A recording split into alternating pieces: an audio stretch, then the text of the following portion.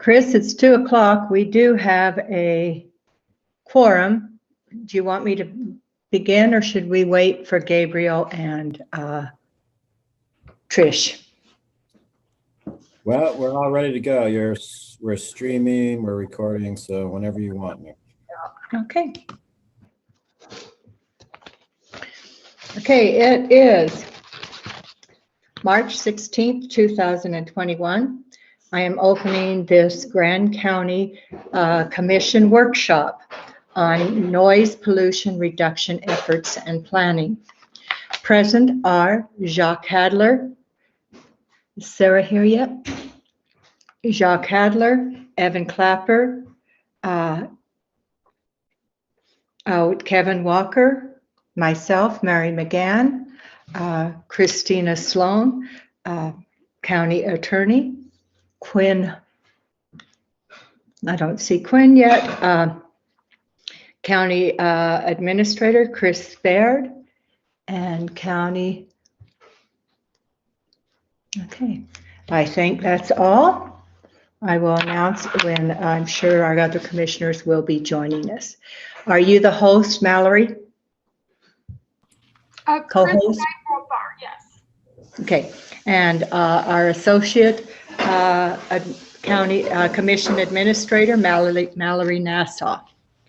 We will begin by discussion on land use code update to integrate regulations for ATV rental, outfitters, and guide service businesses. Christina Sloan. I think what would be most helpful is to share my screen. This document hasn't changed, I don't think, from the version you have in your packet, but the other documents have. And I do want to consider the land use update together with the Title V. So why don't, I'm going to share screen and go through the two documents, then I'll stop sharing my screen and then we can talk about it. How about that? Sounds good. Okay.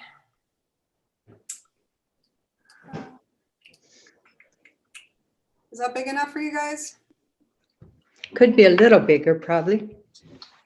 It's good on my screen. Okay, I don't really know how to make it bigger. Christine, if you make your window narrower, then that allows it to take it. Yeah, like that. Oh, okay. The opposite of what I thought. Okay, so these, what you're going to look at here are changes to our land use code.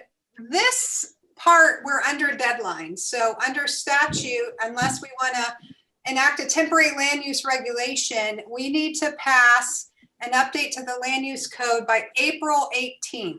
That's 180 days from our moratorium. This does require a public hearing process through the Planning Commission. It does require that the Planning Commission consider it first. So I did workshop this on the 8th, I think it was, with the Planning Commission, who gave me a lot of feedback. And then this will go to a public hearing with the Planning Commission on Monday, who will make a recommendation, and then it would go to the commission on the 6th.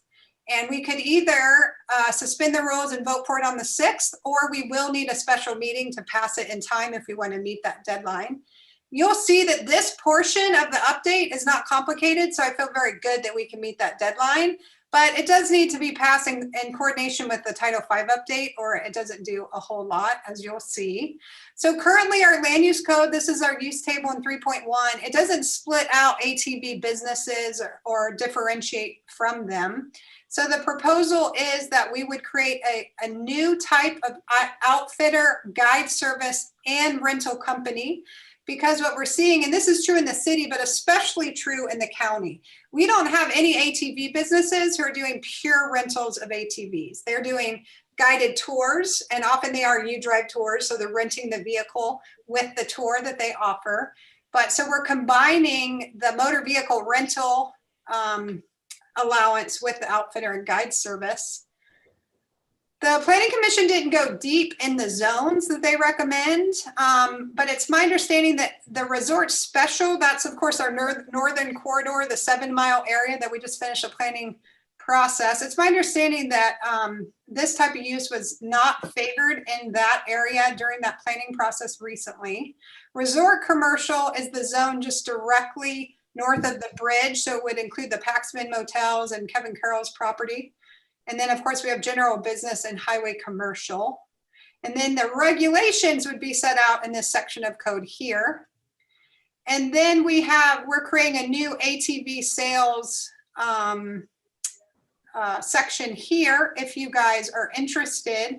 This was not much of a focus at the Planning Commission. So we need to decide, and you'll see that when we're talking about ATV sales, we're not talking about ATV rental companies who are selling used machines as part of their fleet maintenance. So that is exempted and that's allowed if you're a permitted ATV business. But we're talking about ATV sale dealerships, which we don't have any now, but we need to plan for that. So, you know, one proposal is prohibiting these entirely. Another one is creating regulations, or it'd be a conditional use if the entire fleet was electric or the entire fleet met some low dBA sound pressure level. And so that's all up for discussion still. I am curious what the commission thinks about that today. This is the language we have now. The only, it is a conditional use, the outfitter guide service and facilities, but the only requirement we have is a screening requirement. I don't think the screening requirement makes sense for, you know, a business with vehicles. So I am not proposing that we carry over this screening requirement onto our ATV businesses. So that would apply only for your general outfitters. And then essentially what the new regulations do is they integrate Title V, which is where we really want to put these regulations. We have broad authority to regulate businesses doing business in Greene County. So 2A is important because it does propose a permit cap on the number of ATV businesses at our normal level. It's at our current level. And you'll see the number in Title V, so it works in conjunction, but that is a permit cap. 2B is telling you, hey, there are all these regulations you gotta comply with in Title V.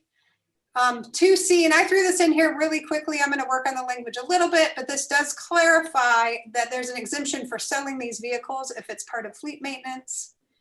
And then this new section T is where if we want to regulate ATV dealerships, what we would require. These are proposals only. I should also stop and say, what you see in these documents is every idea that I have mined from comments from the county commission, but also the planning commission.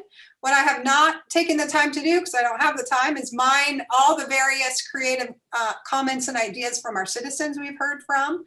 So certainly if there are ideas in here you don't like, or sorry, you don't see, but you want included for the planning commission's consideration, I want to hear from you today. If there's things you really don't like at all, I think we should discuss that as well to let the planning commission know that.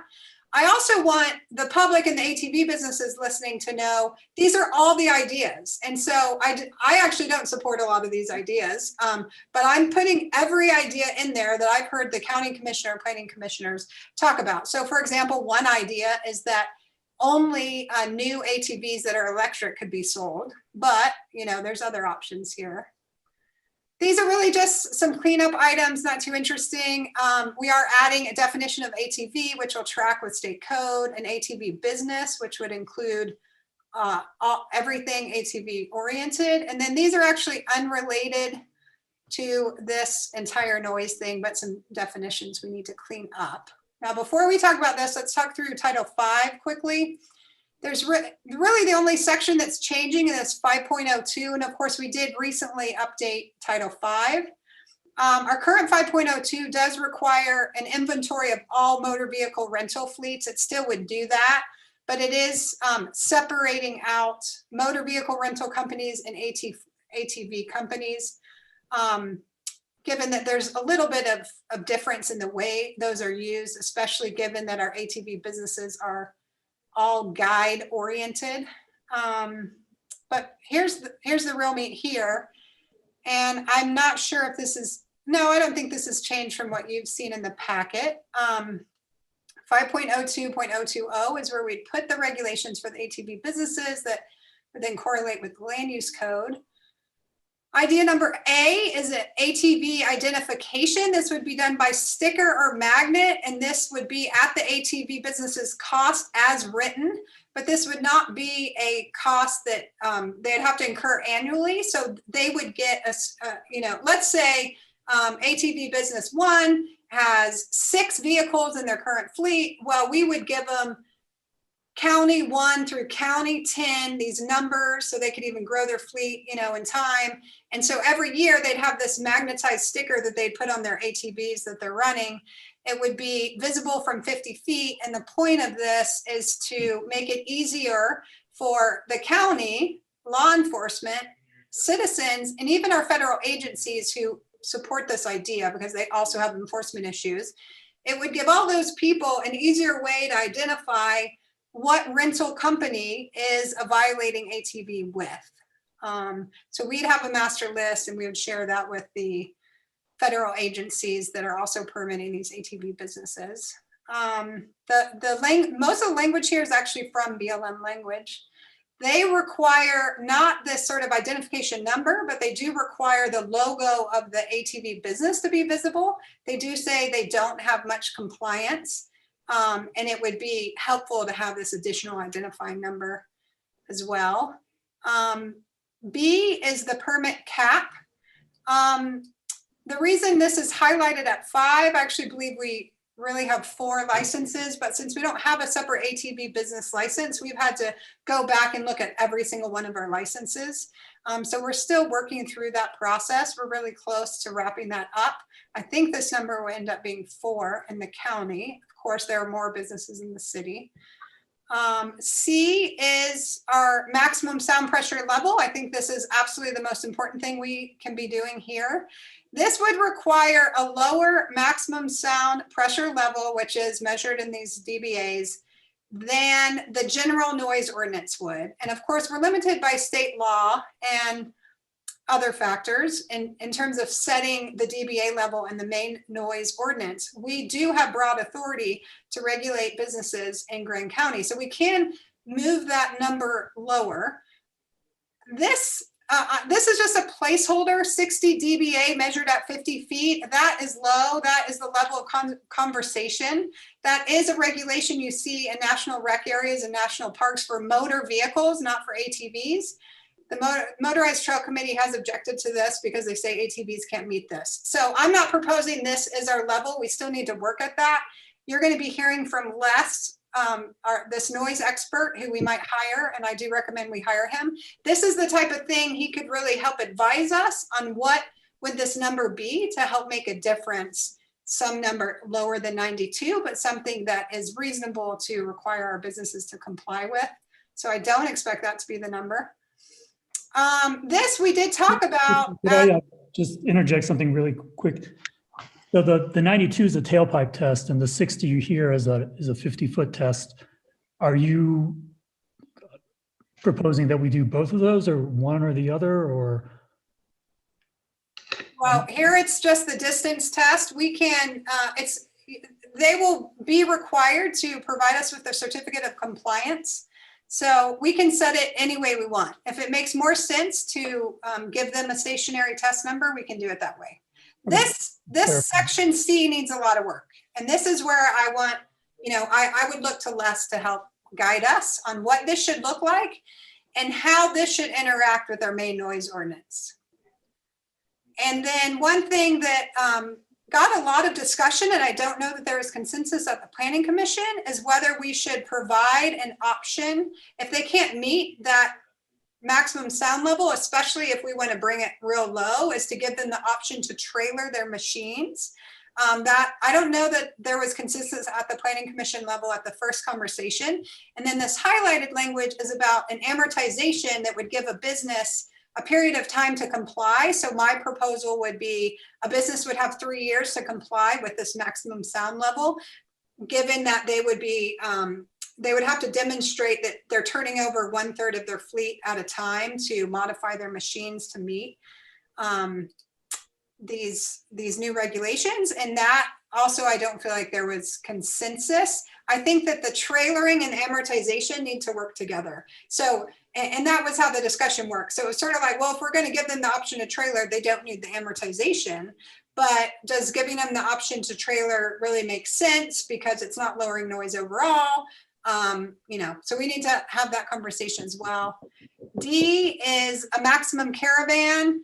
I will say this one's largely driven by public complaint that often cites to big packs of ATVs traveling together. The BLM does permit groups of 1 guide and 5 ATVs, but it doesn't limit the number of these pods that one company can run together.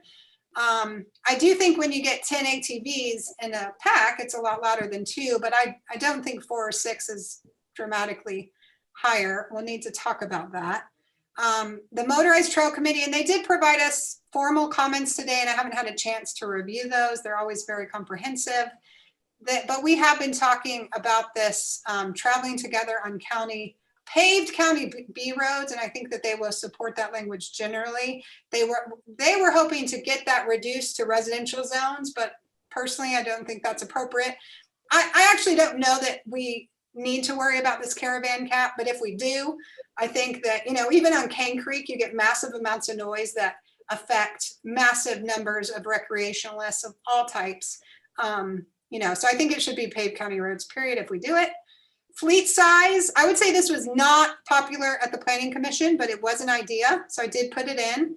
We have been requiring fleet size inventory since January. Most of our businesses were late to submit that, although we've gotten most of them by now. So far, the largest fleet size we have in the county is 13, and I do think the business that returned that inventory has the largest inventory. So I expect I think we have 2 businesses still that need to submit, and I expect theirs to be smaller than that.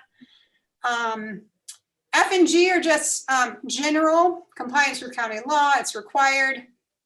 Enforcement, this was something the Motorized Trail Committee pushed me to consider putting language in here about how violations by the business or an owner or guide versus a client would be handled. My proposal is that there'd be strict compliance with an ATV business owner or guide. So a violation could create the basis for revocation on 1 violation alone, whereas clients violating would require 3 violations in 1 year before that would constitute grounds for revocation of a business license. And of course, we did beef up our revocation provisions in our last update. Those are those regulations. One more thing to discuss, and this was something that our chair of our Planning Commission, Emily Campbell, brought up, and she later emailed me some additional language. This is not, it was discussed at the Planning Commission, but not at great length. This is about trying to put some more onus on overnight accommodations to notice their customers of the noise pollution ordinance and strict enforcement of the same. And so it would require that all overnight accommodations post a sign near the primary entrance that would summarize the pollution ordinance and state that it's strictly enforced. We would write that sign, just like we did with the mask mandate. We would provide the format for the sign. The business would be required to laminate it and post it.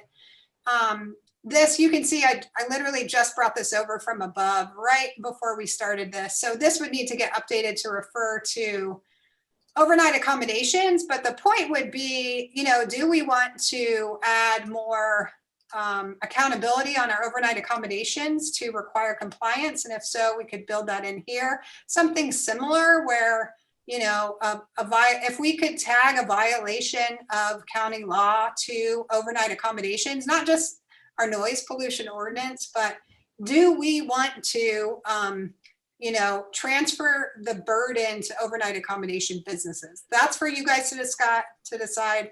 I don't doubt that would be controversial, but that was brought up in the Planning Commission meeting. I do think the sign is an easy thing that makes a lot of sense and provides more notice. Okay, so I'm going to stop sharing. And it's 2:20, and we do have Les who's supposed to be calling in around 3. So I think that, if you guys are interested in maybe 15 minutes or so of discussion on these, and then we can move to the noise ordinance, have discussion on that, and then hear from Les is what I have in mind, unless Mary, you have something else in mind. Oh, no, that sounds good, but I did want to comment that Commissioner Gabriel Wojtek and Sarah Stock have joined us, as well as Quinn Hall. No, I think we should start the discussion on It seems to me the first thing that we talked about was ATV sales that you brought up, that you wanted us to talk about, correct? Sure. Evan? Well, I think the top of the list was the identifying ATV businesses. And what the question that I had around that is, you know, for some of these outfitters that offer multiple things in-house, do they have to kind of like pick one, or I mean, you can't be licensed as different types of businesses, could you? You could. So actually Title V, I didn't go through that, but we did clarify in that one that we will have a general business license application for everything but motor vehicle stuff. And then we'll have a separate motor vehicle license. And in this year, assuming this passes, and this year, an existing business that say does motor vehicles plus retail sales, they would be required to apply for a motor vehicle license just to clean that up. They'd get that issued. There would be no fee associated with this year. But then going forward, they would need to renew both licenses and pay the renewal fee for both licenses. That's a proposal for you guys to discuss. But Okay. we need So to be able what to about- track vehicles differently. Inventories, you know, everything needs to be done differently. So we really do need to split out vehicles. So I'm going to try to avoid a bunch of what ifs, but I have to start with one. What if there's like an outfitter that does like unique stuff? They're doing like a pack raft trip that involves a UTV shuttle, and they also have a UTV around for like film projects or that sort of stuff, where it's only like, 1% of their business. And but it is used at times. Would they need to get licensed as a ATV business? Yes. And quite frankly, there'd be one application for all the motor vehicles, but then you would specify on that application what type of vehicle it is. So sure, they would. We need to know if you're renting ATVs, or using ATVs in your business. And in an ATV business, and these fleets are defined as you're using the vehicle in the business, not just renting it. Yeah. Is there any workarounds with that? Because that quickly leads me to like the business caps that are around. Because I think that there might even be some of the resorts have a fleet of UTVs. So I don't know if like well, what they're telling us is that other than Canyonlands by Night that does rent and do tours, and they are providing their inventory and all that stuff. Other than them, we're being told by the resorts that they are not using their own ATVs for business, that they're working with these existing licensed ATV businesses. But if they are, then yeah, they need to be notifying us ASAP.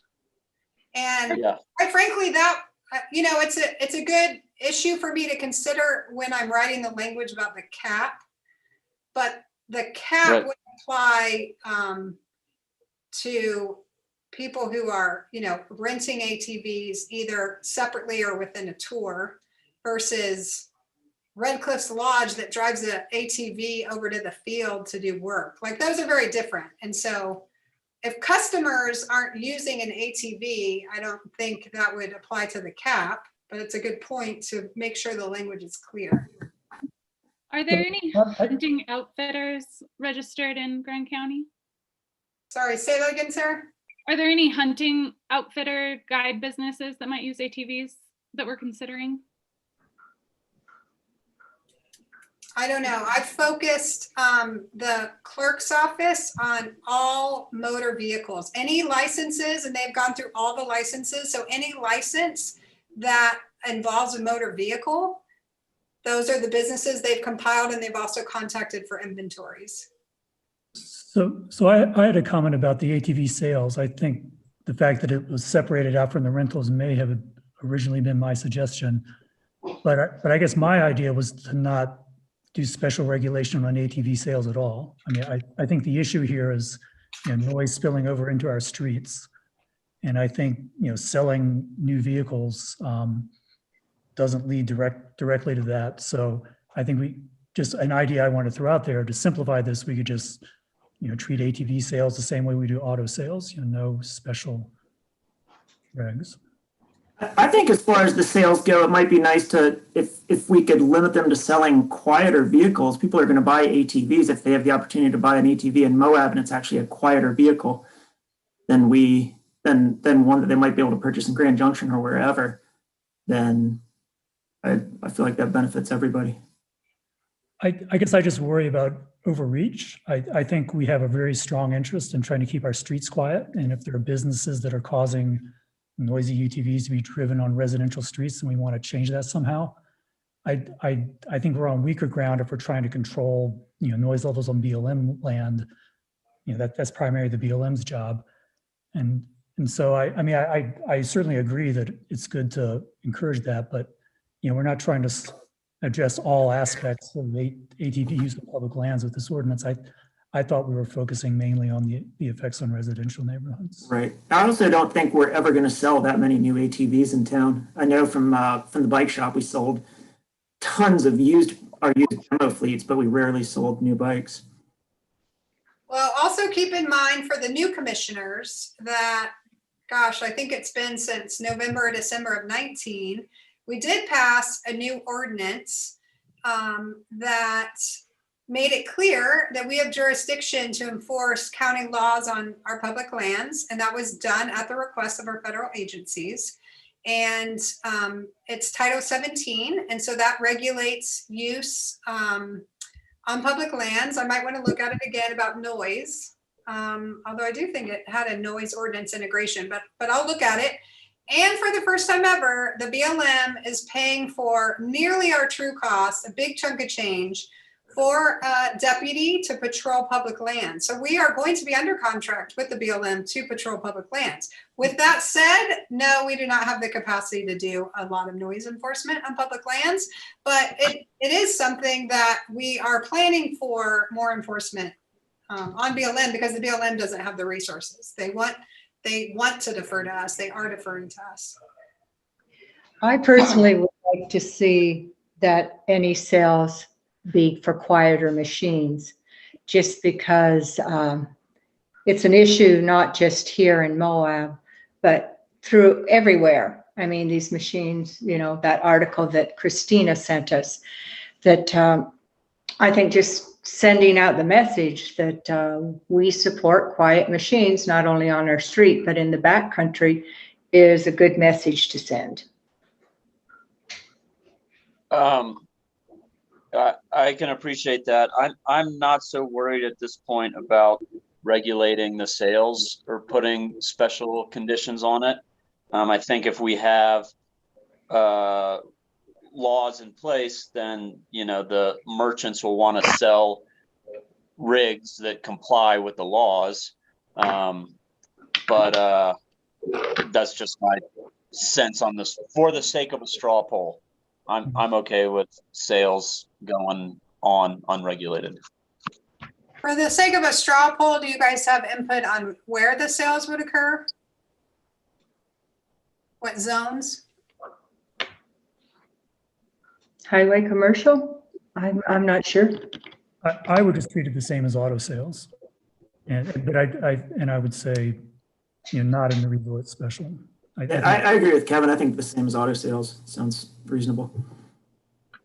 And so auto sales are permitted by right in general business, highway commercial, and light industrial. Outfitter, guide service, and facility businesses are conditional uses and essentially all of our non-residential zones.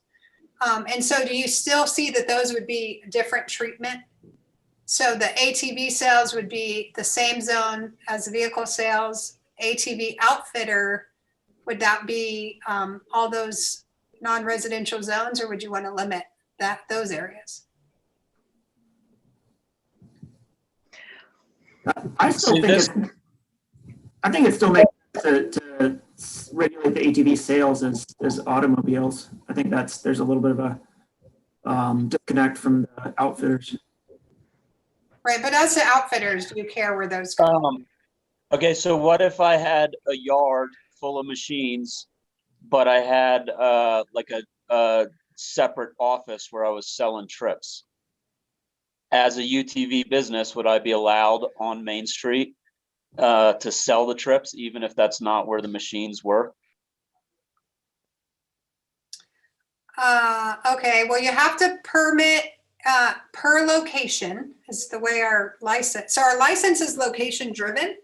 A part of that is code, right? And so we have to go in and the fire has to inspect and building has to inspect Yeah, yeah. and all that stuff. So I think you would need 2 licenses. And I think that if you're renting the ATVs out of your office, even if they're stored in a different location, both of those locations would need to be, legit per our 3.1 table. Does that make Well, sense? then I wouldn't want to remove any of the locations that outfitters currently could be. Okay, it does include resort special, and I don't know if anyone on this call has a better feeling for what happened in our plan process. Yeah, I was on the planning commission when that was discussed, and it did come up very explicitly. And I think the feeling of the planning commission in drafting the new resort special regs is that UTV rentals and guiding services were not an appropriate use for that area. So that was considered explicitly, and we explicitly recommended against that. So I guess I would go with, I think what your draft has, which is the conditional use for the outfitters and guides would be highway commercial, resort commercial, and general business. Okay, and I know the Motorized Trail Committee had some initial comments that were, hey, if you put these ATV guide services in our North Corridor, then that's closer to some of our northern trails, and you would possibly eliminate trips through town. So that's one argument to allow it. I don't know what our plan, does our plan actually expressly allow it or not allow it, Kevin? Do you know? I can't remember whether it was just removing something from the use table or putting some explicit language in. I'd have to check. Okay. Well, the planning commission can let us know on that. I guess I'm stuck on this idea of if a single business has multiple locations, excuse me, and they're being licensed at each. If I was at a resort selling UTV tours, if it was removed from, does that make sense? You know what I'm saying? Okay, so you're saying the resort is selling the ATV tours for a different company? Or no, even if I'm the different company, if I'm the third party, but I'm looking for a license to serve this resort and to have a brick and mortar spot in a resort special district, and I'm not operating the actual tours there, but I'm selling them. Got it.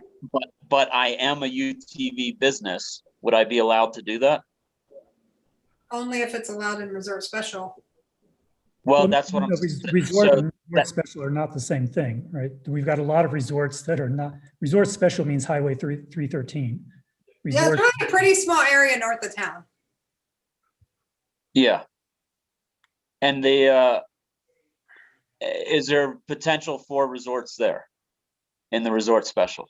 No, overnight accommodations are prohibited. Yeah, so I think it's very unlikely there's going to be resort in the resort special district. So it's, you should ignore the name. It just means the Highway 313 area. Yeah. Christina, you brought up a point. How about resellers, like people who, say, a hotel resells tours for somebody? Would that be affected at all? And what, in terms of the business license? Right. Are they, when you say selling, aren't they connecting the ATV tour company with a client? They're not actually doing the sales? I'm not sure how it works. I know with the bike tours in some places, they will actually sell the tours and then they basically wholesale it out to a different company. If they are selling the tours, they need to be licensed as an ATV business. And if they weren't licensed, regardless of what they were doing, if they weren't licensed as an ATV business before a moratorium, they have no right to do that. Right. So if they don't touch the ATVs, all they're doing is selling the tour for somebody else and then paying a wholesale fee to the tour company. The tour company comes and picks up the people. They need to be licensed. So Right. The way around it is that they're not doing the sales. They're just connecting clients with the company. Got it. I just wanted to throw out, I mean, this discussion about locations is turning out to be more complicated than I expected. And another idea that was discussed early on is trying to regulate the proliferation of businesses the same way we do with overnight accommodations with an overlay zone. And there was some initial feeling that would be more complicated than necessary. But with all these edge cases people are bringing up, it occurs to me it might actually be simpler to just have an overlay zone, which we can plop wherever we want to, instead of deciding in advance, trying to anticipate all these scenarios. So, and I think that the overlay, and that was discussed at the Planning Commission, the overlay makes a lot of sense if we want to allow a possibility for additional permits. If you don't want to allow additional permits and you want to cap it at our current level, the overlay, in my opinion, is overly complicated for both what we need, but also the time we have. So it is something we could continue to work on after we meet this deadline.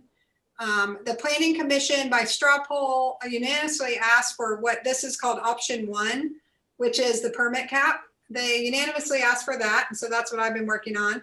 There was not consensus on whether they wanted to see a proposal in option 2, the overlay. And I told them based on my workload, I didn't have time to present that and help facilitate it through the process before our deadline. Kevin was maybe going to work on it, maybe not. So it kind of died at the Planning Commission level, I feel like, but Kevin. right. The reason I was bringing it up now is it's just in light of the present discussion, it seems like it might be worth reconsidering. But I agree that the ball's in my court, and I should send you some draft language if I'm interested in pursuing that further. Okay, well, let's move to the proposed regulations before we go to the noise ordinance, and those are in the Title V. So that's your 5.02, what is it, 020? Let's just go down the list and kind of take a temperature on where we are. So the first one is Do you have a page in the packet? Sorry. I don't. I could just share my screen again. It's 13. 13. Yeah, 13, 14. Okay, thank you. So the first one is ATV identification. This would be a sticker or a decal. It would be visible from 50 feet. It would allow county, and city. This is something I have talked about with the city. I don't know if we're a little bit ahead of the city. So I'm not sure if this is integrated into any other drafts, but it's something we've talked about. And the city would have their own unique number, like CI 123. And it would allow folks to know, is this a county business, a city business? It would allow the entities the same, and allow law enforcement the same. If the BLM likes it and it's not a big burden to the outfitters, I'm okay with that. It seems to make sense. Okay, anyone object, or I'm going to move on? Maximum number of ATV licenses. So this would be a permit cap at our current number. The way this is written, it does not abandon any licenses if someone ceases to operate an ATV business. It just caps it at the current level. Now, what if somebody wanted to sell their business? Would that license carry over, or this? It's not, that's not the way it's written currently. And so our business licenses are owner specific and location specific. So a new license would have to be issued, but that can be worked out in a diligence provision, and a contract could be conditional on the county, abandoning the old license and issuing the new. Quite frankly, I know that those kind of permits at the federal level are assets that they're not transferable. You still have to go through this process, but the permit cap is in play. I haven't looked back at that language, but it's my understanding it would work similarly. They just put on a cap, and then during the diligence, the sale is contingent on the old license being expired and the new one filling the place. But I can try to get to a little more research on that. Okay, I don't want to leave these guys high and dry that like this thing they've been putting everything into for decades is going to be worth nothing when they're ready to retire. Another scenario to consider is that one of these businesses ceases to operate. Is it clear that we automatically want to replace it with a new one, and perhaps in a different location? And I think one way of addressing that, these things are, and maybe I should have mentioned this in the previous section, but these things are conditional uses, but I don't recall seeing specific conditions that have to be fulfilled for them to operate. These are the conditions. So it integrates this section. Okay, so are there conditions that we might think that some particular location, even though it's within the right zone, may not really be the best place for UTV rental, or the proposed business is too large or something? I guess I would be nice to have reasons to turn one of these down, which of course we could do if we had an overlay zone. So, Well, we could do also by writing in language here. We don't need an overlay zone for that. And we also, of course, did improve our business denial section in Title V. And so we could also write in some language there that would allow, upon a new application, this 5.01.1110. Currently, we have very general language. There isn't, I could look at the some other language about compatibility with the zone, et cetera. We don't have that language here for a conditional use permit, of course, not a permitted use, but I can add that. It would go probably right around here. So I'll propose some language about compatibility somewhere in here. But I don't actually expect a permit to ever be abandoned if it is a transferable asset. If we're going to provide clarifying language that an ATV business permit can transfer upon sale, and under a process, of course, that we regulate, then I just don't ever see abandonment. It seems like this would also, it could actually increase the value of the permits greatly. They could become a huge asset if there's only 5 of them ever. Yeah, exactly. Okay, I'll work on some more language on number B for you. Maximum sound pressure levels. So the things here to discuss are what this level should be. And I do think we need Les to weigh in on that, but Kevin, I know, might have some ideas. Whether or not we should allow a trailering alternative to meeting the lower sound requirement, and then whether or not we want to create an amortization compliance period. yeah, so I do think we should provide a trailering option. I mean, that's what we keep telling people we want them to do, like, private users, trail through a trailhead. And I do think that this is primarily about reducing noise in residential neighborhoods, and the most straightforward way to do that is use a trailer. So I would not want to take away that, I think that should be an option for complying. And because I think it is a very good option for complying, I don't see the need for a 3-year phase-in. I think a phase-in of a few months, just enough time to acquire some additional trailers seems sufficient to me. I also agree that any incentive to trailer vehicles would be great, because even quiet ATVs are loud, and trailering them would be decreasing noise. This was talked about yesterday at the chamber noise workshop, where a few ATV businesses showed up. And one of the most interesting things I learned was Mark Moore with Ultimate ATV said that he only allows his rental fleet to go to Cane Creek or Sand Flats. And other than that, if you're going north or south, you got a trailer. And he provides a really low cost trailer fee that's like, well, he'll drop you for $40 or $30 maybe. It was something cheap. And he has trailers. So he said each trailer costs somewhere between $1,500 and $4,500. So that's no small cost for a business that doesn't have trailers. And Kent Green weighed in, I don't have trailers and I don't have a place to store trailers. And that's a huge financial burden on me. So that's just 2 perspectives. Those are both city businesses, but that's just 2 perspectives on that trailering requirement, FYI. Okay. On the expense too, yeah, it was $39 to trailer it, is what he said. And if a trailer costs $1,500, then if you run 40 times, you paid for it. I don't think that's a huge expense.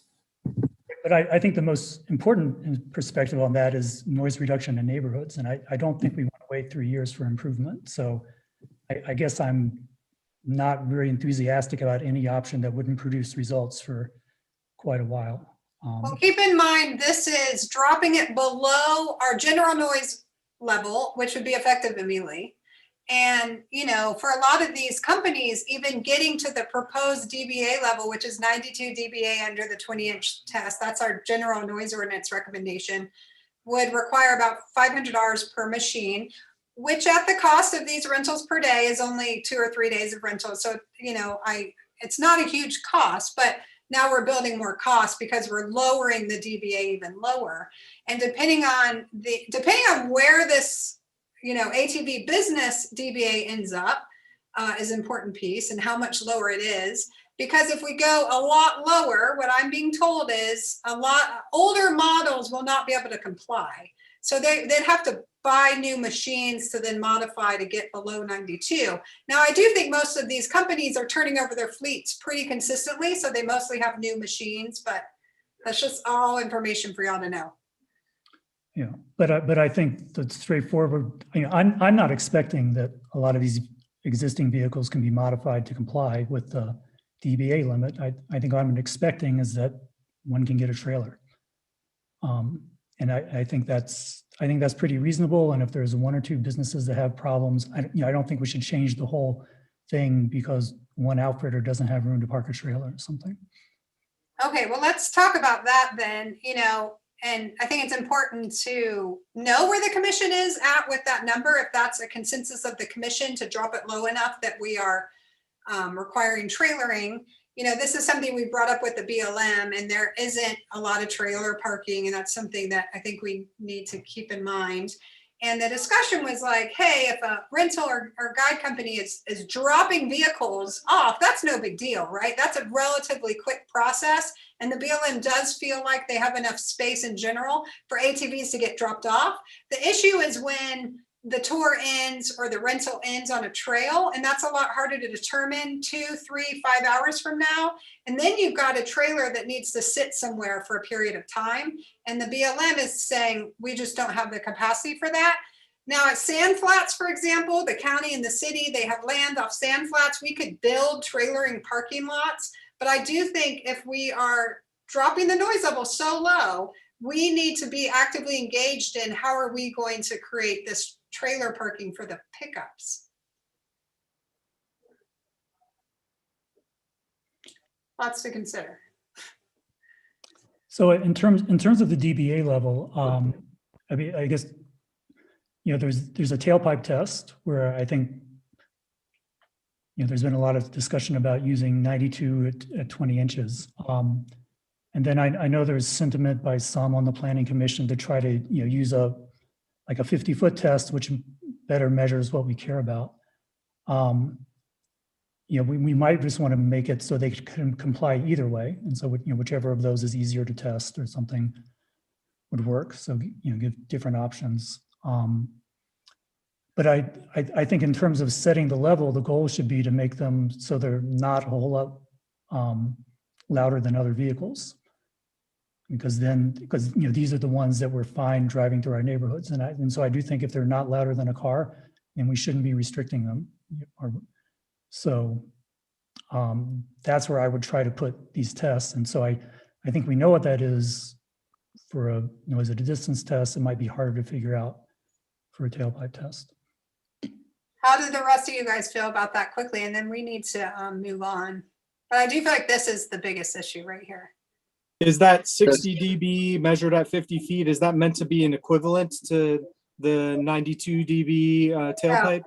No, this is a really low level. This is actually conversation noise, and it comes from the Park Service for all motor vehicles. This is kind of as low as we can get.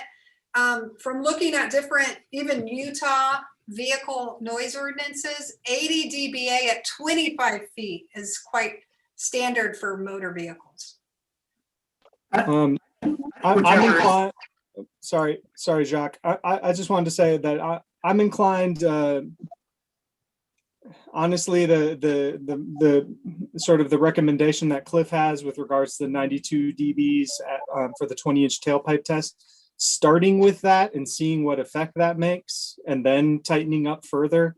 honestly, that's the route that I would be most supportive of. Okay, so no special regulation for ATV businesses is what that means. Because that's what that's the recommendation for all noise on the street, you know. I mean, there was this field trip. I don't know if you were there, Gabe, but vehicles that are 92 decibels at 20 inches are still very loud when they drive by. And if, and if we're going to put them on a trailer, fine. But if they're driving through our streets, I think they should satisfy a more stringent requirement.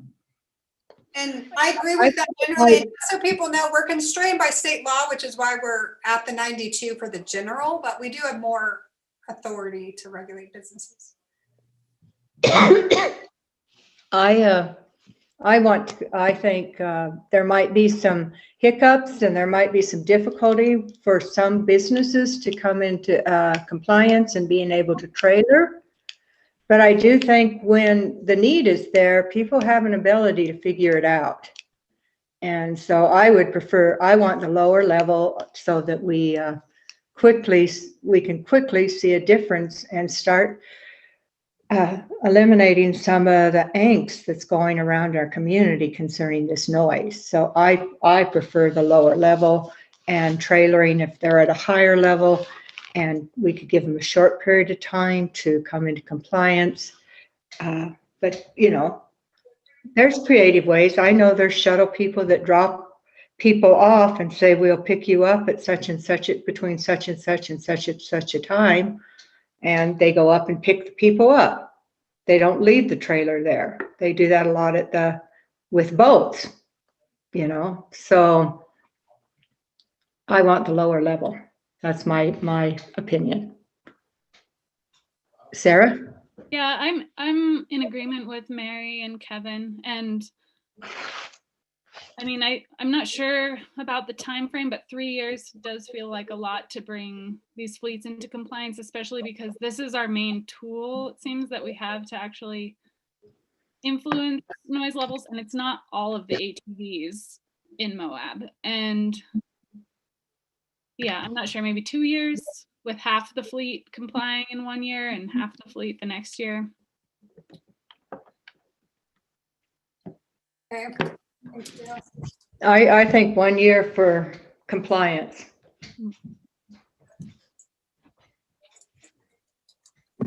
Okay, let's move on to, I think that's enough feedback, and obviously this will go to the planning commission next, and they'll come back to you, and what I'm sure is one quick piece of feedback on that. I think if we do a 50-foot test, I think 74 would be a better number than 60. I think 60 is really, regular vehicles would have trouble with that. Okay. Our noise test is 25, so I think we'd end up working with 25 foot if we're doing it. And then or 80 dB at 25. Yeah. Okay. I've noted all that stuff, so I'll work on it for the planning commission, and then it will come back to you. I'm going to share my screen real fast to go through the noise. Let's see. Do I have that somewhere? I think this will do it. Okay, you guys looking at a noise ordinance here? Title 11, noise pollution. Wait, did we finish the? No, we just have to move on. Okay. Because we still need to talk about the noise ordinance, and then Les is, I think, doing a presentation and sort of available to answer questions and or talk about scope. Okay. I know that, just super quick, there was some question about the total maximum fleet size, and I don't really see that as an issue. So I'm okay with dropping that from it. Okay. I think it is an issue, especially if number of businesses is limited, so it will push them to have larger fleet sizes. Well, I think I'd agree with both of you. I think if we require them to be put on trailers right away in a matter of months rather than years, then I'm not too worried about overall fleet size. And I think it might be easier just not to impose that. But if we are going to have some kind of phase-in period that's like an entire year or something, then I think we do want to strictly limit fleet lot size. So I'd rather just get them compliant. Yeah, any vehicle is compliant if it's on a trailer. So they should be able to come into compliance very quickly. And if we do that, I don't see the need to limit fleet size.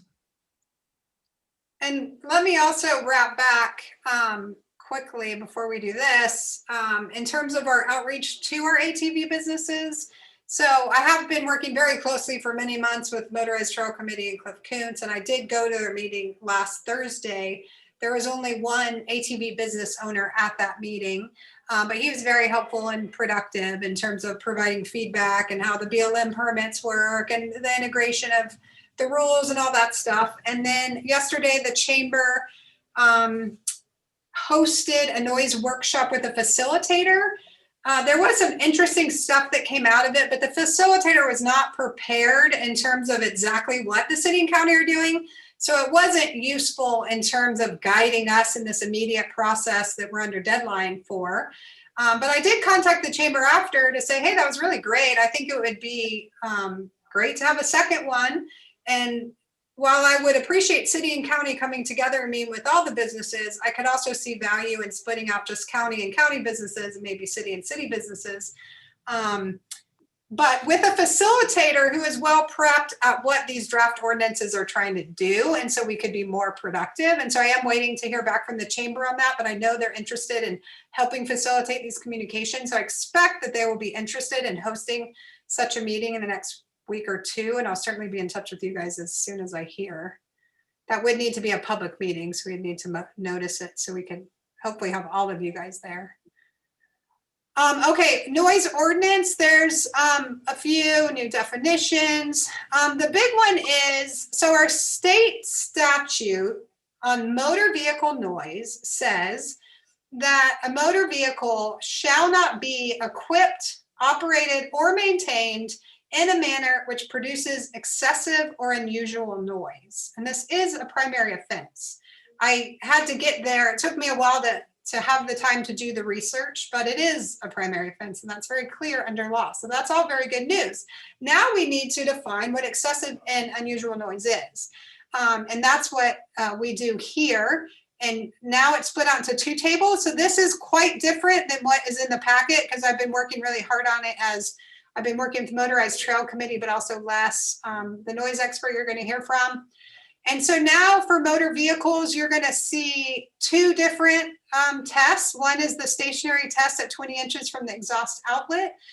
This is what I consider our first step towards prosecution and measuring noise. And this is split out into ATVs, motorcycles, which do have some different regulations, and all other motor vehicles. I still need to wrap my head around this different stationary test, but the Motorized Trail Committee did give me a heads up just this week that the J1287 should be used for ATVs, but should not be used for all other motor vehicles. So I need to work on that. This 82 dBA is just a placeholder. That's someplace I would hope that Les would opine. And then also a distance measurement. This is a lot easier for enforcement, but I do think we need to get our court used to noise enforcement before we go to this less standardized noise measurement test, which would be from a distance of center line of lane of travel. Les does require or recommend we do a 25-foot and a 50-foot measurement, but I don't have those.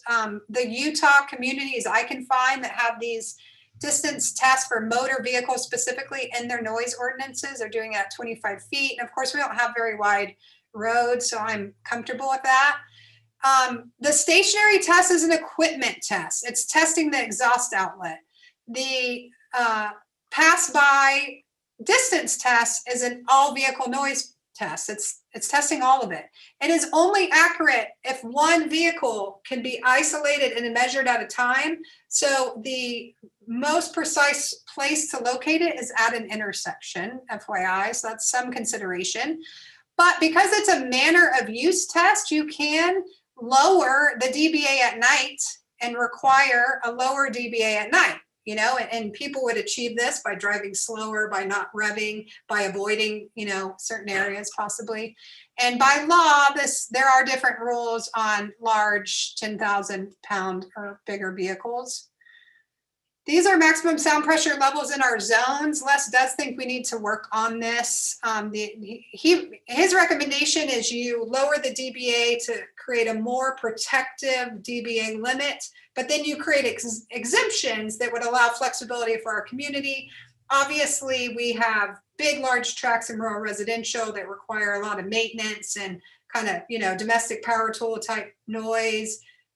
We have swamp clears and heat pumps and all the things. And so you would create exemptions from a lower dBA rather than just increase the dBA. So I do think that's something we need to talk about and work on a little bit more. Les might talk to that. Plainly audible, this would create, more options for law enforcement to go ahead and initiate a stop based on plainly audible noise. Out of this, there are some changes here, but basically these exemptions stay the same. This is a new section that would actually, A and B are the same. I just pulled them into a different section for prohibiting certain noise in public rights of way. And then this would also prohibit revving, aka rapid throttle advance. Motorized Trail Committee would like to see an exception there for safety, et cetera, which I'm fine adding in that language. I just haven't had a chance. 11.04 is general motor vehicle prohibitions. This is something that most communities integrate in Utah, at least. It does, as my understanding, come from a really old model EPA ordinance. The Motorized Trail Committee has encouraged me to go back and look at state law, where a lot of this stuff is already prohibited, and use the exact language in state law. I'm not opposed to that. I just haven't had time. But I did pull that out of Salt Lake County ordinance. And this also includes nuisance and severability provisions. It includes a new section that any peace officer would be authorized. My idea is that we take our deputies officer and our special functions unit that we created through the Travel Council to improve visitor quality. We take that deputy and we work with one MPD officer at the city, and that team of two goes out and enforces noise. And therefore, it's not a big resource suck of either entity. And I talked with Joel today about that, and he really liked it. And I think that's all I got on that for now. But let's see if Les is on the phone before we open it up for comments. He was traveling. It looks like he is. Les, can you hear us? I don't see Les. I think that's a different phone. Okay. Well, maybe he's not here yet. He was traveling, and I told him just to call in whenever. Okay. So I saw you had that plainly audible definition, but I didn't see where it was used elsewhere in the ordinance. Yeah, it's not really integrated yet. I'm still working on that. So Okay. Les just joined, I think. There he is. He's connecting right now. Oh yeah, and Mallory's helping me remember a question I want to ask you. So the land use update has to go through a public hearing. Title V works in conjunction with it. So technically we're not taking Title V through a public hearing, but we're considering it at the same time. The noise ordinance does not have to go through a public hearing, but we could do that. So if you guys want to take the noise ordinance through a public hearing on April 6th, please let us know so that we can notice that. We will be having a public hearing that same day on the land use ordinance. Okay, so it looks like Les is connected. Should I introduce him and we'll move to that section and then come back to the noise ordinance? Does that sound good, Christine? Sounds great. Okay. Hey, Les, can you hear me? You're muted, Les. All right, can you hear me now? Yes, we can, loud and clear. All right, thank you. Okay, so, Christina and I have already spoken with Les before, but I expect he will repeat a lot of things he said to both of us for the benefit of the other commissioners. He's on the road, so he can't share his screen because he doesn't have a screen, but I'm going to take Les's slides and share them right now and try to synchronize with what he's saying. And I guess the structure I had in mind is he would give a spiel for 5 or 10 minutes, and then we can just, ask questions. And at some point, we want to make sure we circle back to other things Chrissy wanted to talk about with the noise ordinance. So I'm now attempting to share my screen. Can I see that? I can do it. I can see that. Okay, take it away, Les. All right. Well, thank you very much. So my name's Les Blomberg. I'm the executive director of the Noise Pollution Clearinghouse. It's a national nonprofit that deals with noise pollution issues. I've been doing this for 25 years.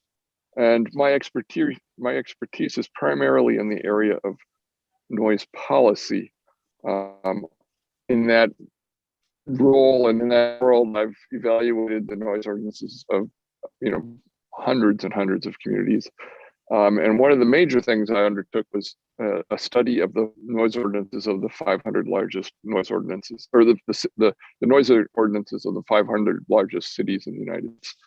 And I've published a series of papers on that and have read, every one of those, looked at every one of those. I've also am a member of the American National Standards Institute Standards Committee for Noise, and have been doing noise measurements for 25 years. I've helped a lot of communities revise and write their noise ordinances, including some big ones like Boston and small ones like yourselves. I've also trained police officers and enforcement officers in how to use the noise equipment and to help them do noise enforcement. So if you hit the next slide there for me, please.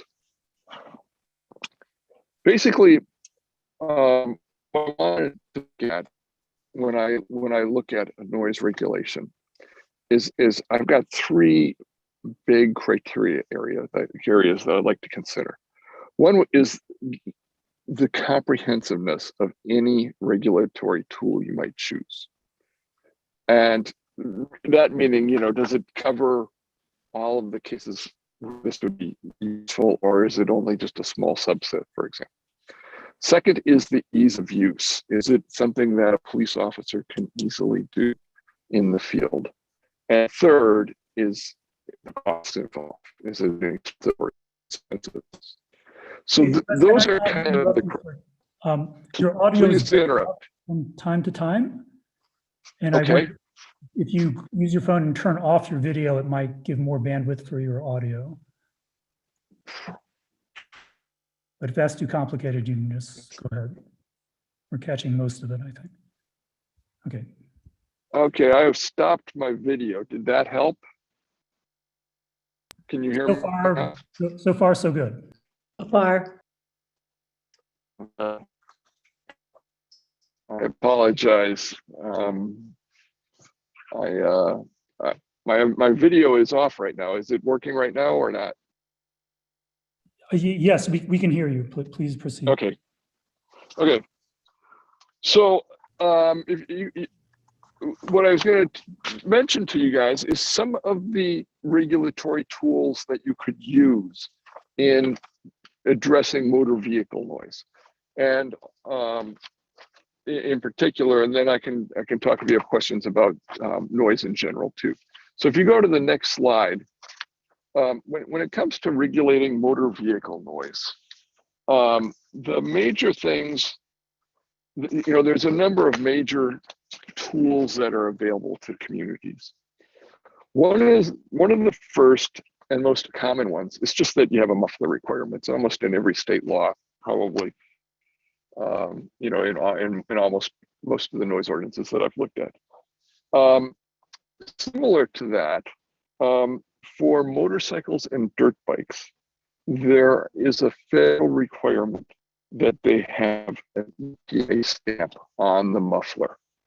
And that stamp says that the muffler meets the requirements of 40 CFR 205, which is the Code of Federal Regulations. It's a regulation that governs the noise level of motorcycles and dirt bikes and three-wheeled ATVs, but not four-wheeled. The reason for that distinction is that it was written in the 80s when ATVs were three-wheeled. The third option is a drive-by test. It can be 25 feet, it can be 50 feet, it can actually be distances in between there. Generally what you do is you just put a sound level meter a certain distance from the center of the roadway, and you make measurements as vehicles pass, and If they exceed a certain threshold, then they're in violation. If they're under it, they're in compliance.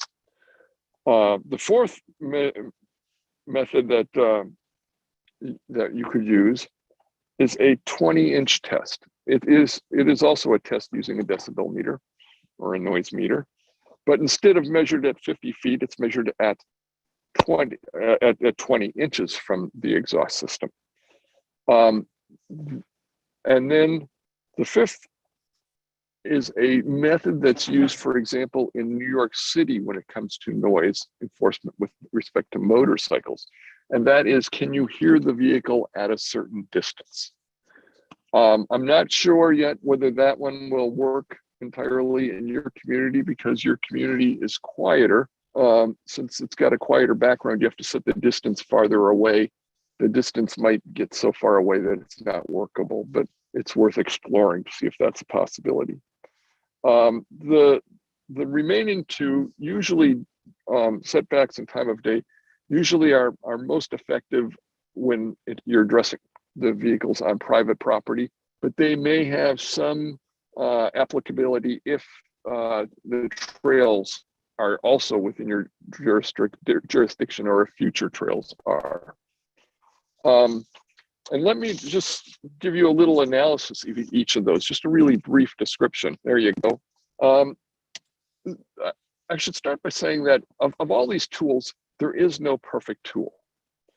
They all have advantages and disadvantages. And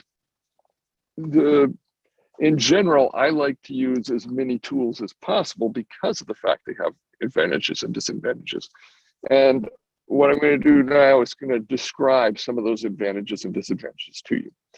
So the first one is the equipment requirement, the muffler. Well, the problem is that's not entirely comprehensive. There are other noises, for example, other than a muffler, and ATVs are a perfect example of this. They have a lot of drivetrain noise. They have a lot of tire noise.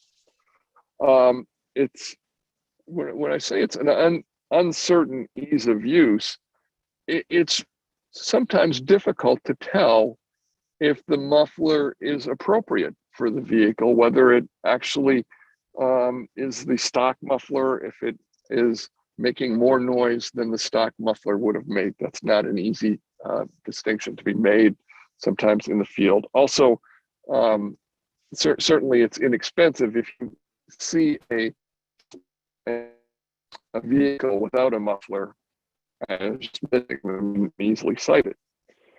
The second one, the EPA stamp, it fails the comprehensive test because it only applies to dirt bikes and motorcycles. But it is incredibly easy to use. All you do is get down on your hands and knees and look at the muffler. And you can usually do it without doing that. If there is a stamp on the muffler, it passes the test. If there isn't a stamp on the muffler, it fails the test. This is used in many cases, in many states, like California, it's used. It's used in many places. For example, Denver uses it, Boston uses this, Boulder uses this, lots of communities use this. It's a very easy way to do enforcement with respect to motorcycles, but it's not comprehensive. The next one, the 25 or the 50-foot test, this is comprehensive. The reason why it's comprehensive is that when you measure noise at 25 feet, you're measuring the noise from the exhaust system. You're measuring the noise from the drivetrain. You're measuring noise from the tires. You're measuring all of the noise of the vehicle. But at the same time, you lose the ease because now you've got a sound level meter you have to use. You have to train your officers to use it. You have to, probably like the sound level meter work and their officer to chase the vehicles that are in violation. And certainly it's much more expensive than the others. It's not just a visual inspection. You have to buy the equipment, you have to train the officers, and then you have to, pay for the staff time like you do the enforcement and a muffler. Any of these things are true of the 20-foot and 20-inch test too, except for the problem that I said the 20-inch test is that it's not comprehensive. It only measures one of those three noise sources on a motor vehicle, which is the noise coming from the exhaust. It doesn't capture the drivetrain noise. It doesn't capture the noise of the tires. But it is like the 25 or 50 foot test. It has the same issues of cost and the same ease issues. Maybe it's slightly easier in the measurement, but it's more difficult in that you got to then have a mechanism to pull people over. It's easy to know if you should pull somebody over if they exceeded the limit as you drove by, as they drove by you. But you have to, look at how to pull people over if you're going to do a 20-inch test. Finally, the plainly audible at a distance. Again, this is comprehensive because at a distance you'll hear all those noises. But again, like I said, it's not clear to me that this will work in your environment. If it does, it is clearly inexpensive to do, and because all you have to do is detect it and hear it, and then it's in violation. And what you do is you use the fact that noise decreases with distance as a surrogate for decibel levels, and so you kind of move away to a distance that is representative to the decibel limits that would have been imposed. So let me, you don't really apply. I could just mention another technique that I understand you have employed to reduce the speed of the vehicles because the noise generally increases with the speed. So with that said, that's kind of an overview of the regulatory tools that are available to you. Vehicles. I have looked at the draft model that has been circulating also, and can make some comments on that. But I think I'll leave it to there and just let you guys ask questions. Okay, thanks, Les. One question I have, something that's been discussed a lot on and off over the past few months in our community is just the actual mechanics of enforcement, especially with an eye of making it, something that will withstand scrutiny if someone challenges a citation. Could you just sketch what you think the procedures should be for, say, a pass-by test? Okay, yeah. So the two that are of issue is a 20-inch test and a pass-by test, because everything else doesn't really require any. The most complicated thing would be a yardstick or some measuring device to get the distance if you're using a plainly audible standard. With respect to a pass-by or the 20-inch test, this is pretty standard noise measurement. It's what people have been doing since the noise meter was invented in the 1930s. It's what I do all the time. It's what police officers who do noise enforcement with a meter do all the time. They might not be doing vehicle noise, but they're using a meter and the technique is all the same. What you do in a pass-by test is you deploy the microphone at the proper distance, and the limitation of a pass-by test is that you have to capture one vehicle at a time. If you are on a road where multiple vehicles go by, the sound level meter is not like a radar gun where you can aim it at a particular vehicle and say that vehicle is going 35 miles an hour. You can't do that. What you do is you put the microphone in the environment and you say the environment is 70 decibels. Now, what you want to know is what the noise level of the vehicle is. And so what you do is you subtract off the, and this is a technique you do.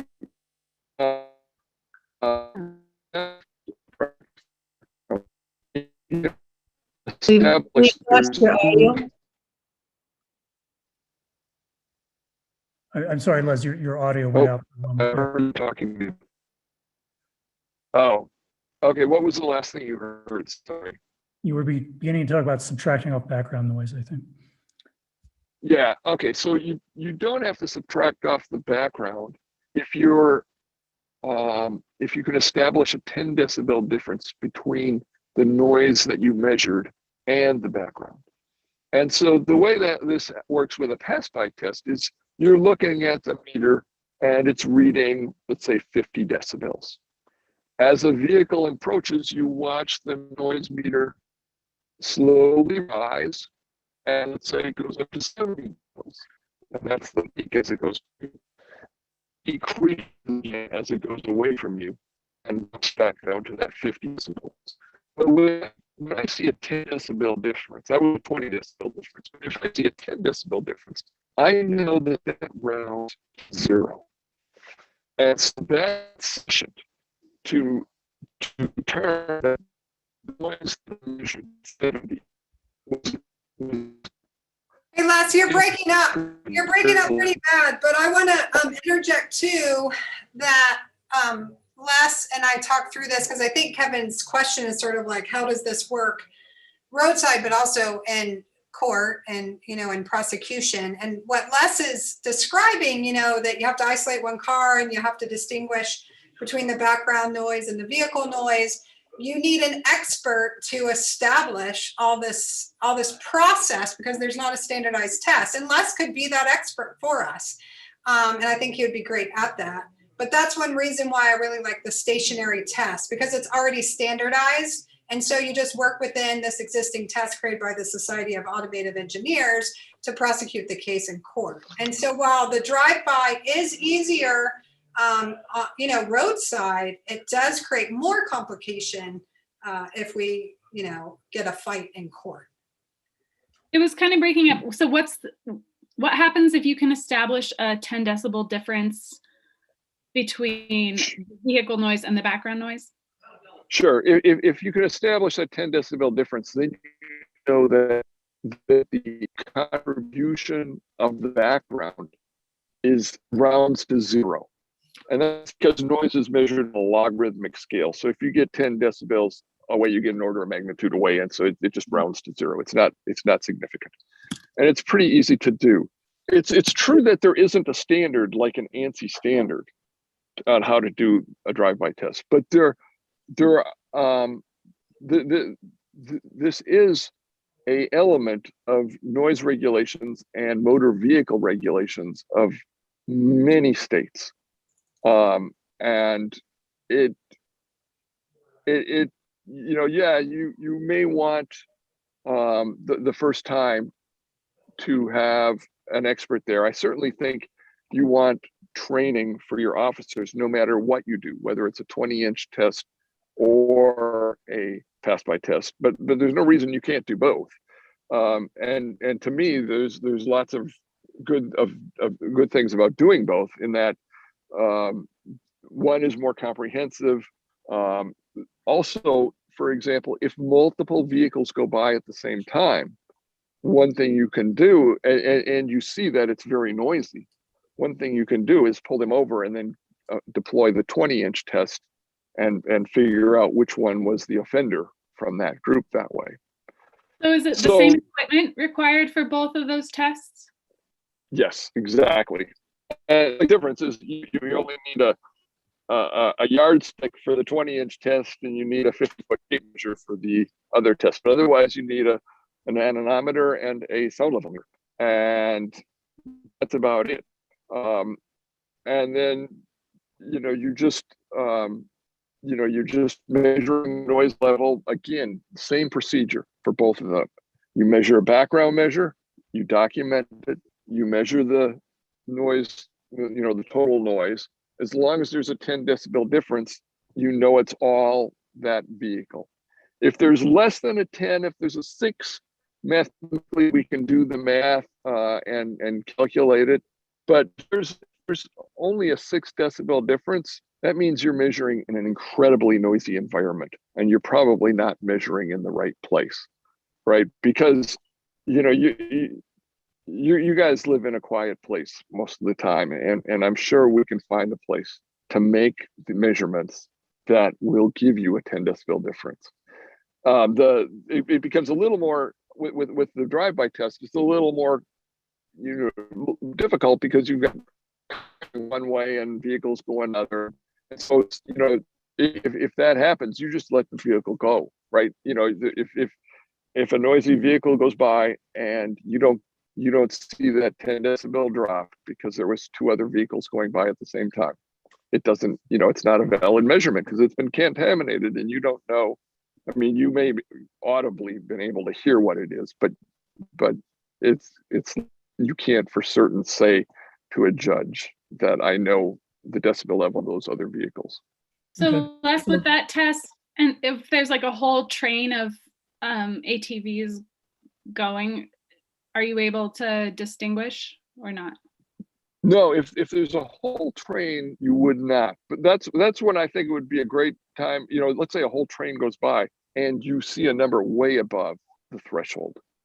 That seems to me like a great application for now. I moved to my 20-inch test because somebody in there's being a problem, and maybe many of them are a problem. So that would be the distinction. The other thing is, you know, if you put this nearby an intersection so that they have to, you know, go through the intersection one at a time, you can probably achieve that too.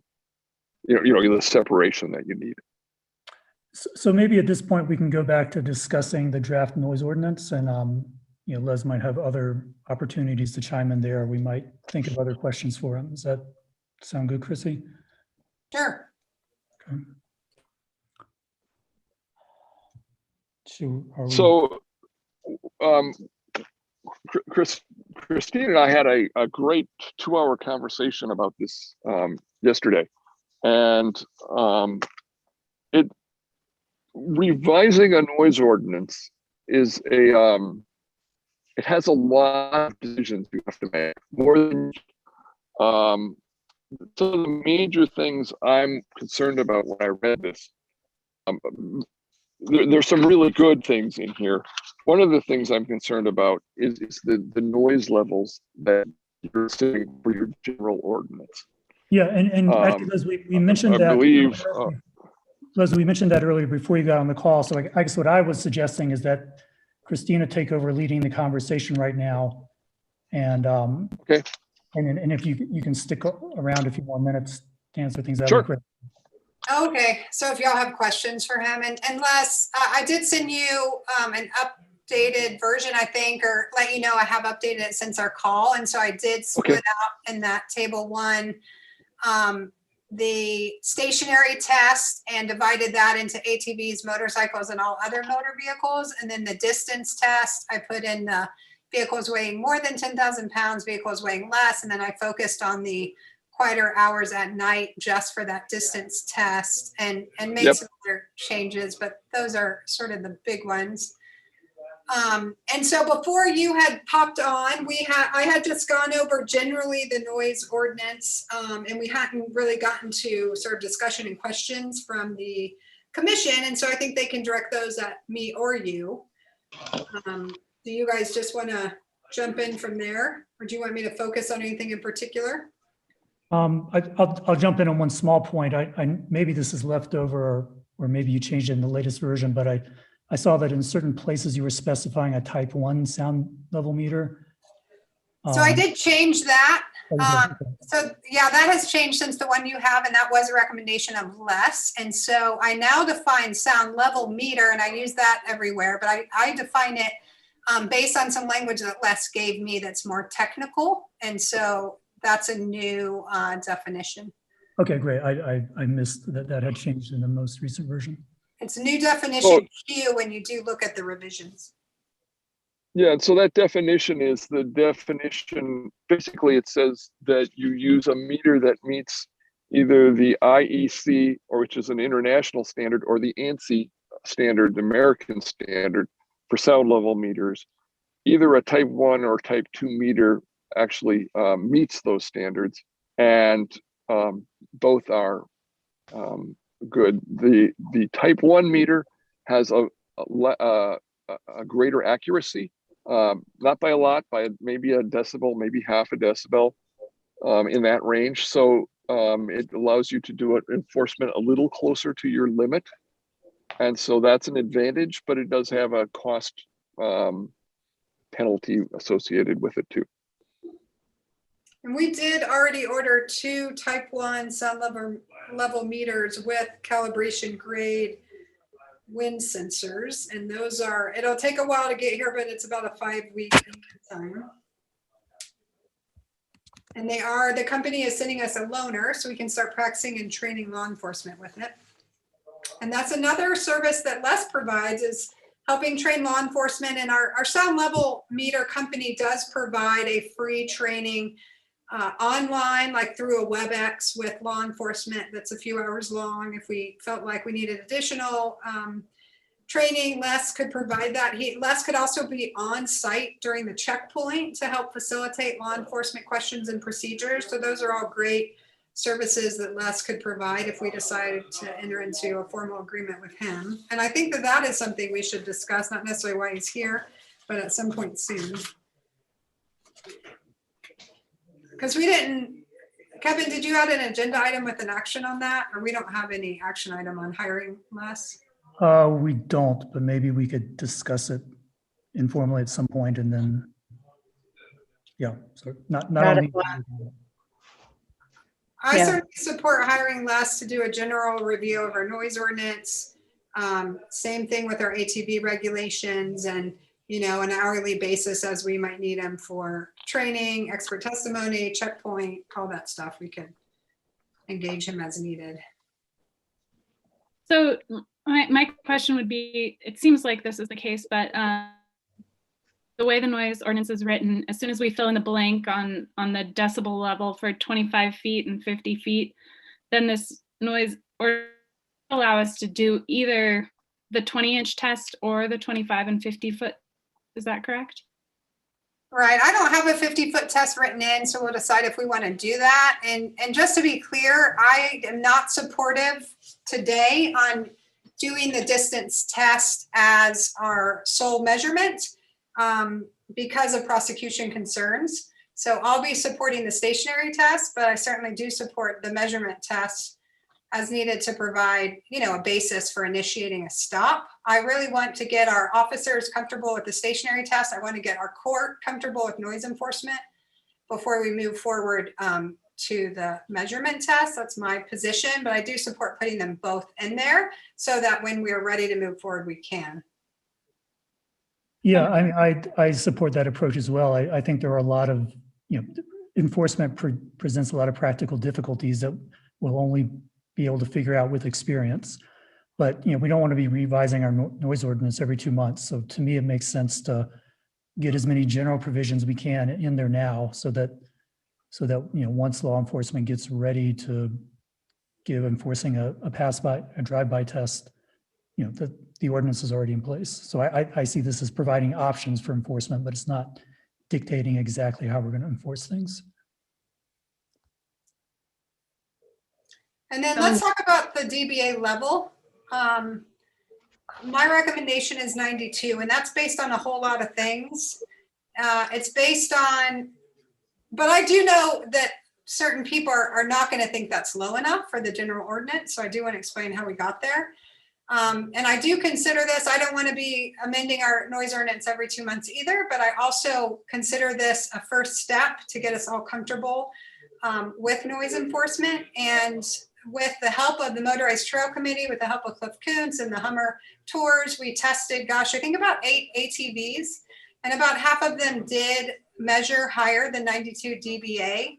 In addition to that, the 2 most popular models, which are the Polaris Razor 1000 and the equivalent Kawasaki 1000 something, both do rank around 94 and 96. And not only are these the most popular model of ATV sold in the market, but the inventories we are getting from our ATV businesses show that those 2 models, sure enough, are the majority of our rental fleet as well. And so I do think that setting the level at 92 will make a difference with noise.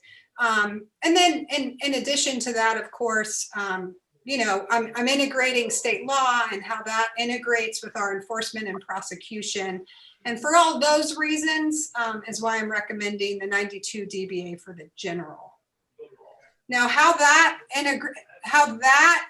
interconnects with the distance test at 80 dBA from 25 feet, Les, can you talk to that? Because that is sort of the standard you see in other communities, but I don't know how the two tests correlate, quite frankly. We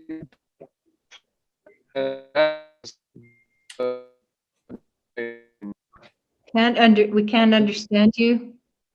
Yeah, it sounds like, listen, I don't know if you have a phone number that was sent to you, but if you try dialing in the phone, it might give better audio because I will do that. Internet audio. Okay, I'll dial in right away. I apologize. Well, it's hard to predict internet. Yeah.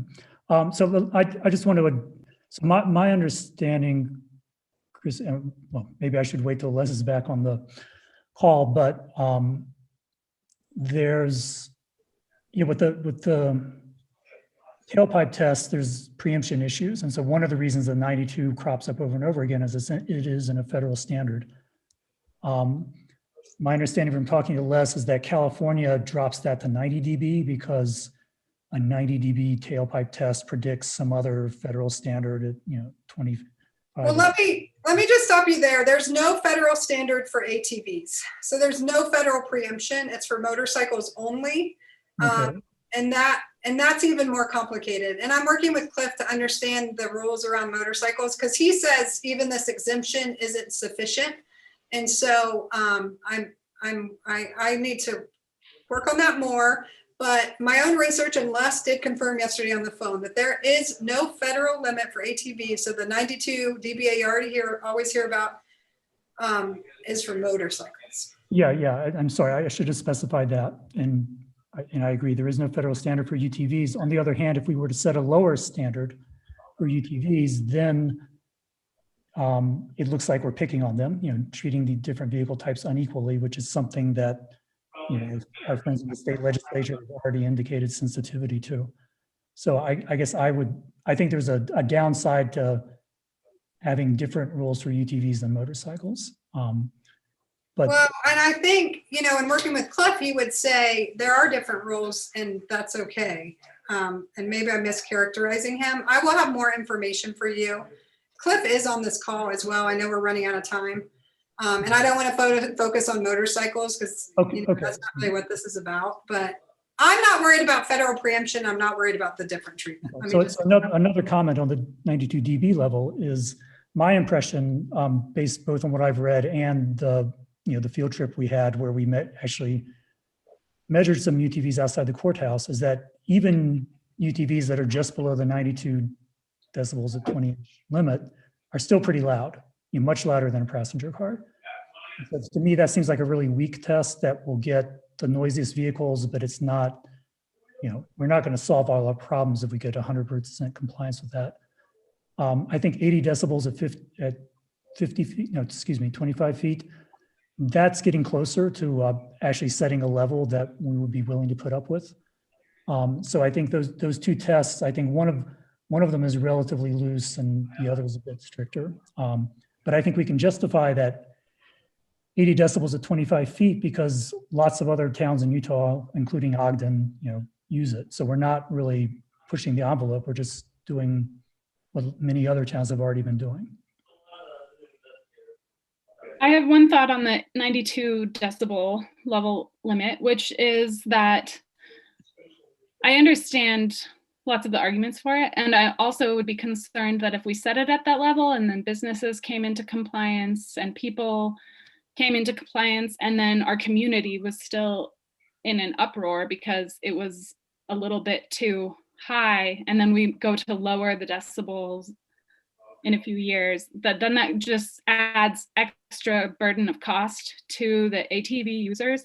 Whereas if we just set a lower limit originally, then there might not be that second bump down in the future. And I think Les is dialed back in. Just want to test if we can hear you, Les. I can hear you. Thank you. Okay.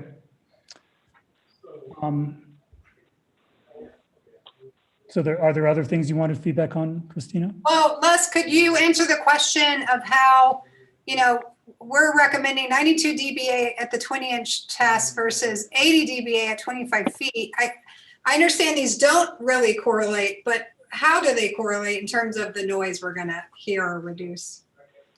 Sure.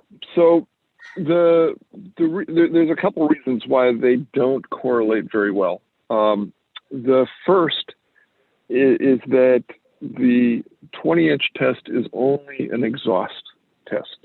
It is in some sense a test of the muffler itself at a certain RPM.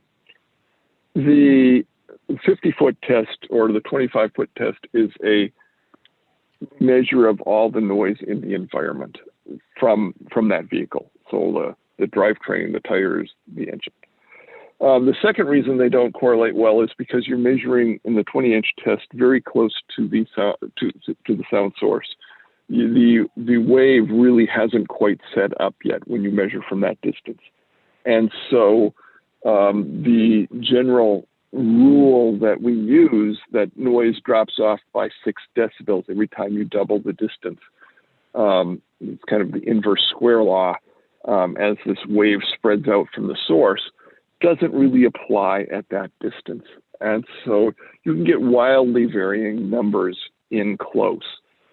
And so there's just not a lot of correlation. It's been known that there isn't a lot of correlation. There's a study that California did. The EPA did a study in 1980 looking at trying to find a stationary test. The EPA said, you know, if you want to do a stationary test, you really should do it at 3 meters. You know, or a little farther away, 1.5 meters at least. And the problem was the EPA office closed shortly after that recommendation, and nothing went from there. Because if you did measure it at that distance, you would get a more one that would correlate well with a greater distance. So, or better. Let me ask you this, Les.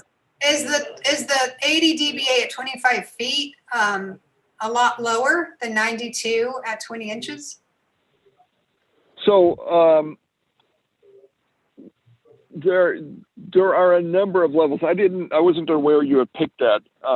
I'd rather you give me a little chance to look at the math and look at okay, you can others. Come back to us with it. I picked that because Salt Lake County and Ogden have that level. So those are Utah communities using it. I have looked at them. Yeah. Now the other factor is how fast the vehicle is going. That seems about right for a low speed vehicle at 25 feet, or maybe it can be a little high for a low speed vehicle and for a lightweight vehicle. You know, a car going by at that distance is going to be like 60, 65, maybe decibels. So certainly a truck going by, a vehicle accelerating could be a little different. And it depends how you write yours. And I'm not remembering right now because many ordinances write them under any to apply under any condition, whether accelerating or decelerating. Some state that it has to be on a flat, or you know, they specify the grade. I think it's best to just say under any condition and have a level, because it just simplifies it all. You don't have to, you know, then measure the grade and all these other things. But I will look at that and get back to you on that. Okay, thanks. We definitely want it as simple as possible. And I have seen that some of these communities, maybe Ogden, did have a different decibels for the different speeds. If we can eliminate that, would be my preference. But if we need to integrate that, we need to integrate that. You know, I think since we're not really trying to crack down on 191 traffic, that we could just set something that's appropriate for low speeds and not worry about it. Yeah, I agree. And mostly the speed break is at 35 or 40 miles per hour. And on county roads, especially with the OHV speed limit, we're always going to be under that. Or they should be, unless they're in violation. Okay, is there anything else we want to focus on while we have less on the phone that's in this draft?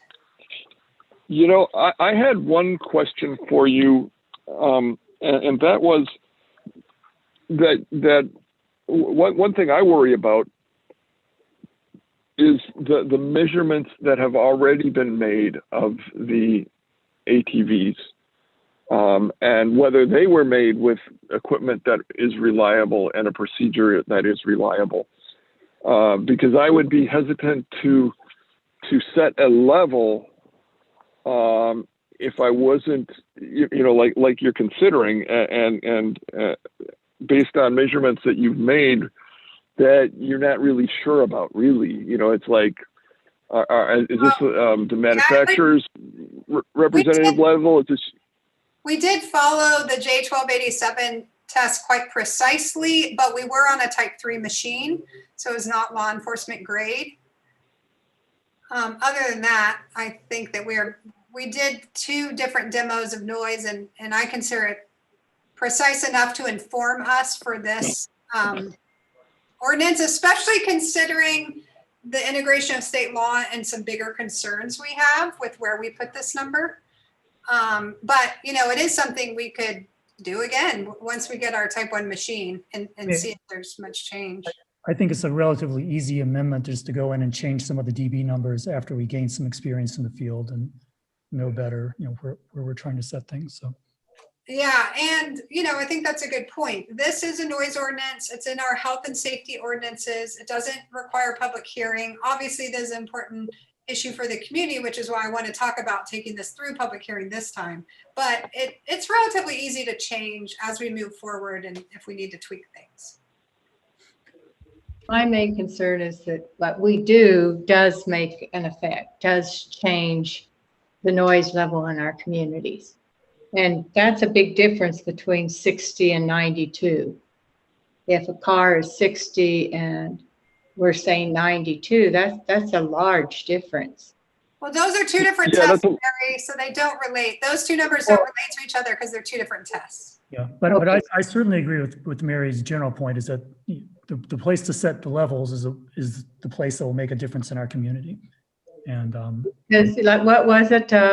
We've gotten close to 50 letters today asking us to do something to improve the quality of life in Moab by reducing the noise. So whatever we put it at, I think it has to be at a level that is going to do that, because that's what our citizens want. Yeah. Well, yeah, there's a lot of complicated things, but I totally appreciate that this needs to do something.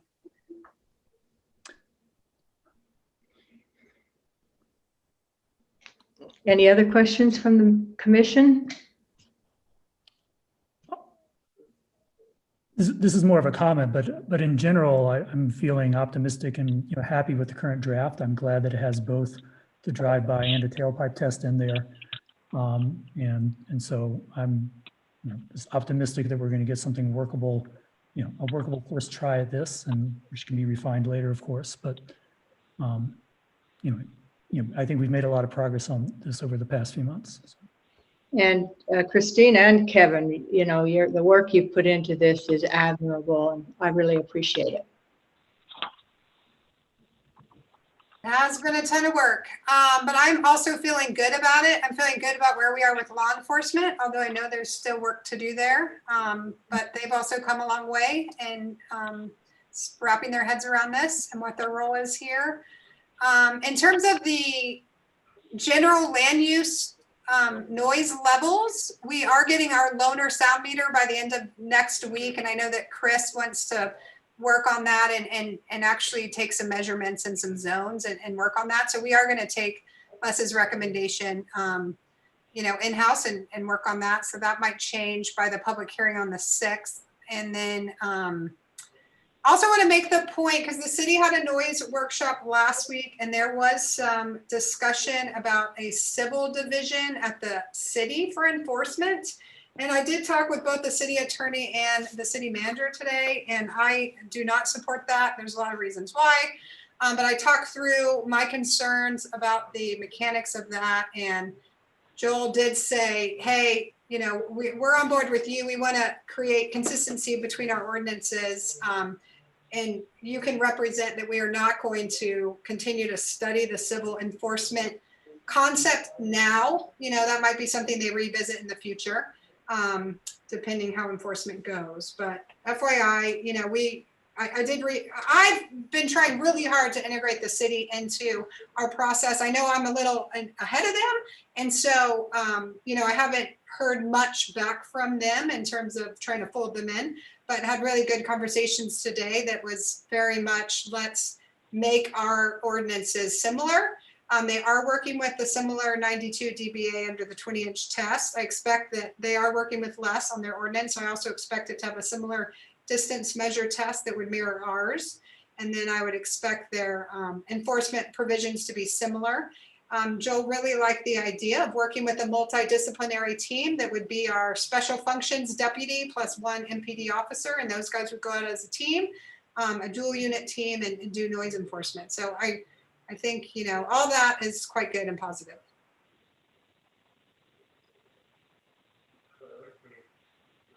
So Mary, are we going to try to have a break between the? That's what I was just getting ready to say. It is 3:50. It feels like we're winding down. I think it would be really good if we, each of us got a 10-minute break, be back at 4 o'clock. Just turn off your camera and mute, and then we won't have to rejoin Zoom. Okay, see you in 10 minutes. Thanks, Les. Yeah, thank you, Les. Yes, thank you.